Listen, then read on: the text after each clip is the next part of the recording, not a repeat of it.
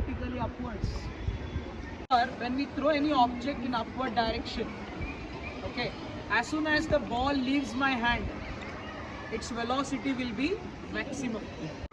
As it is going up, and you see that it is coming down, you know it is because of gravity and all.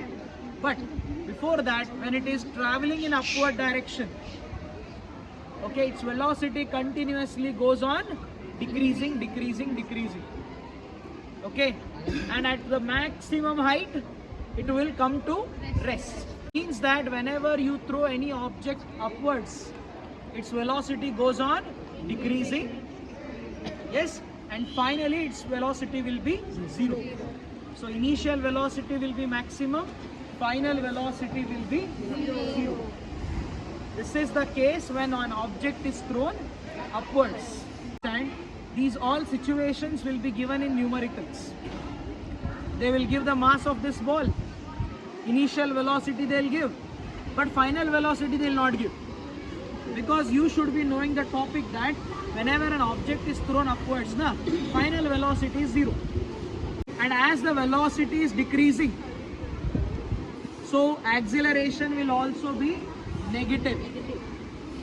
Got it here? Always remember, whenever you are throwing an object upwards, acceleration you have to take minus 9.8 meter per second square. It is acceleration due to gravity. When the ball is coming downwards, then what is the situation? While coming down, its initial velocity will be zero.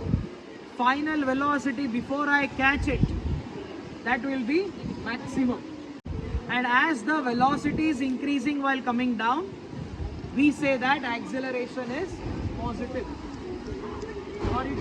That time you have to take acceleration value as plus 9.8 meter per second square.